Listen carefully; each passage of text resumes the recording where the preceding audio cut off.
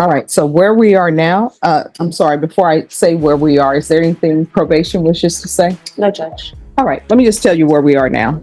Where we are now is, do you want to be done with this probation? Are you ready to just move on with your life? Definitely. I'm sorry? Definitely. All right, so there's one or two ways you can move on with your life.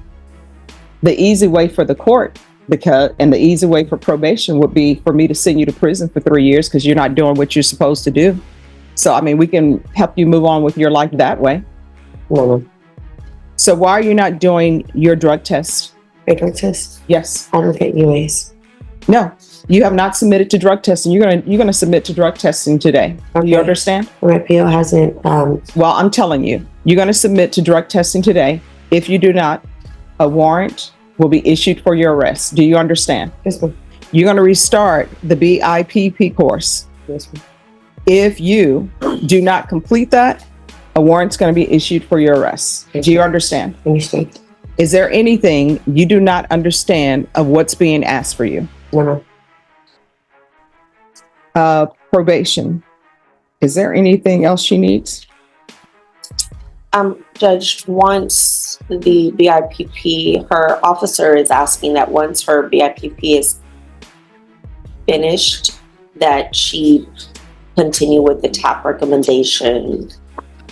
The TAP recommended drug diagnosis, outpatient treatment, monthly drug testing, and AA/NA meetings when necessary. All right, this is what you're going to do.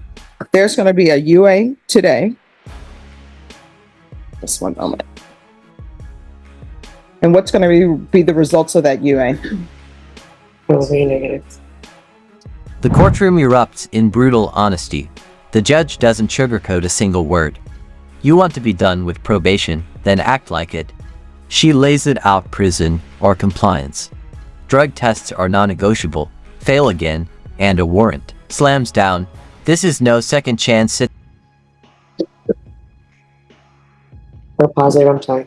And what are you going to be positive for? Marijuana. And what else? Yeah. All right. So this is why you've been falling off. You said marijuana and what? And meth. Yes, that's no. All right. How often are you using? Not often at all. What does that mean? I have really bad anxiety, so I will smoke maybe once in a blue moon. Okay, meth doesn't help with anxiety. I know it doesn't. So To stay awake, be able to function, but it's not. My question is, everyone please whisper. So here's the thing. We are past the point of excuses, right? I am trying to figure out what's going on in your life Yes, ma'am. so I can potentially get the help you need Yes, so you won't be going to prison. Yes, ma'am. So there's no excuse for using meth. No. You understand? So my question to you is, how often are you using?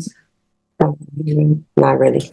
I just did it maybe 2 or 3 days ago, and marijuana, I do use it frequently. All right. So your meth, that hasn't been 2 or 3 days ago, because if it was 2 or 3 days ago, you wouldn't end up being positive for it. I'm not too sure if it comes out of your system or not. That's why I would be honest. And what are the ages of your children? 17 and 7. And where are they right now? They're at home with my brother. He's watching them. Is Child Protective Services in your life? Have they ever been in your life? I've never had an issue. And who else is available to watch your children other than your brother? I know. All right, is your mom in the home? Yes, ma'am. So why didn't you lead with that? My mom works with CPS Energy, so sometimes she works from home and sometimes she has to go to the office. So today she had to go to the office. Excuses get annihilated. Meth and marijuana, not today. The judge demands answers: cold, hard truth. How often are you using? She snaps. The defendant stumbles, but the truth slips out. Her kids, ages 7 and 17, are in the background of a life unraveling. The court demands clarity, not chaos. All right, there's going to be a UA today, and you're going to do that UA by what time? Probation. 3 o'clock, Judge. All right, by 3 p.m. I'm going to want her tested for levels. And what else are you doing or not doing with your life? No. How do you spend your day? I'm currently working. All right. And when I'm off, I'm with my son right now. At summer, my daughter has a job, so my daughter works. So it's just me and my 7-year-old. Oh, and is your daughter the 17-year-old? Yes. And who all lives in the house? My mom, my dad, myself, my children, and my brother. All right.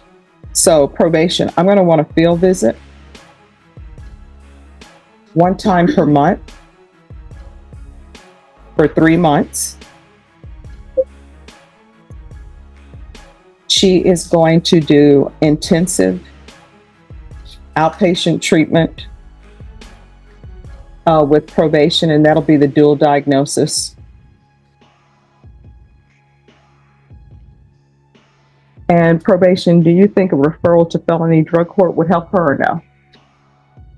Or is that too quick? It wouldn't hurt, Judge. All right, so we're going to do a referral to felony drug court. And let me just tell you, felony drug court is a difficult program, but they'll be able to help you with all the issues that you have. You have a mental health issue, they'll be able to help you with that. The BIPP course that you're supposed to be doing and the parenting classes that I'm going to order for you, they're going to help you with that. Do you understand? Yes, ma'am. So you need to go over there and be 100% honest with them. Yes. And if you miss your appointment with them, a warrant could be issued for your arrest. Do you understand? I understand. So we're going to do a referral to felony drug court. We're going to do 120 sober meetings in 120 days. And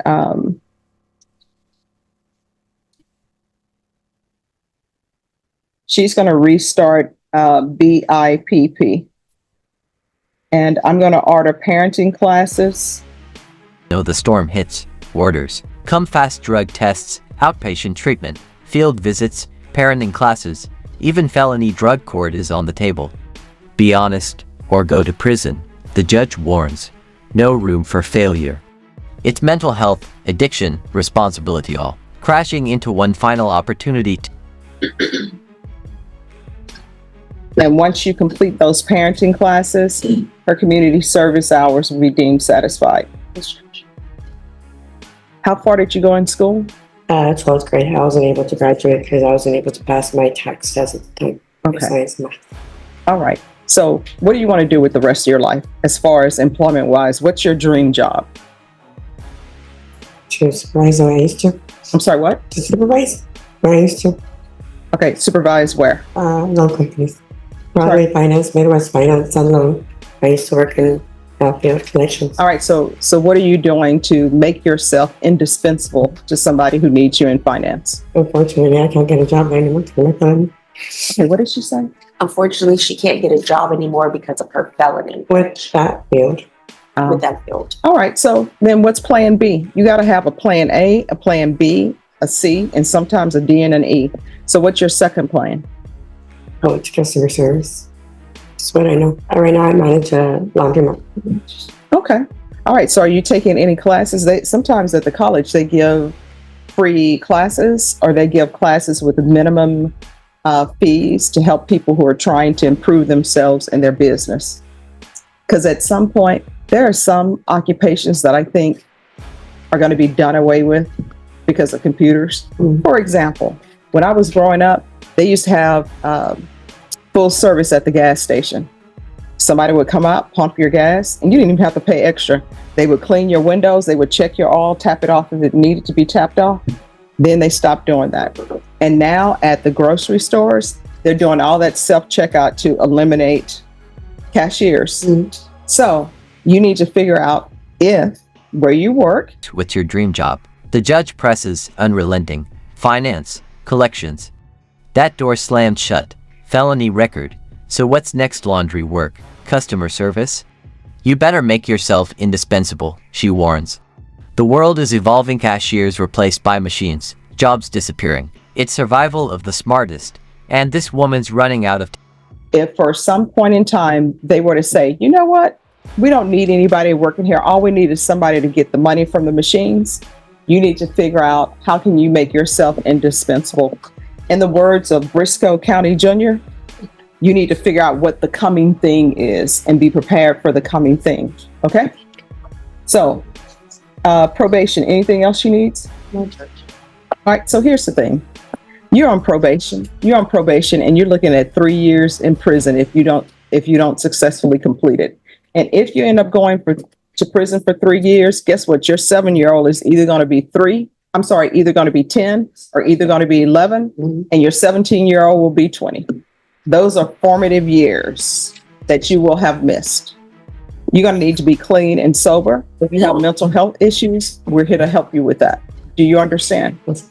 And don't come to court positive. But I appreciate your honesty.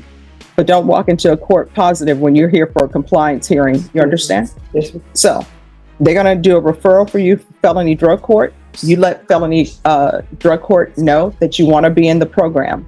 It's hard, but if you successfully complete it and you really work that program, you're going to see great benefits and you're going to see great improvements in your life. You understand? Yes, sir.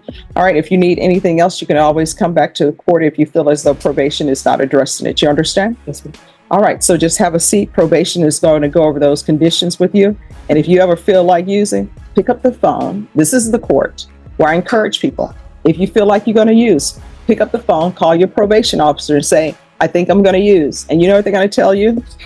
All right, we're going to get you into a sober support meeting, or we're going to do this. The number one thing is not going to be, we're going to file a motion to revoke, because I want you to be clean and sober and healthy, and I want you to successfully complete this. All right? Thank you. All right, good luck to you. Thank you. That this is the bottom line. 3 years in prison or redemption. The judge doesn't beg, she demands commitment. Miss this chance, and your kids will grow up without you. Sobriety isn't optional. Honesty, urgency, action, that's what's left. The door's open, but it's closing fast. This is the last shot. No turning back.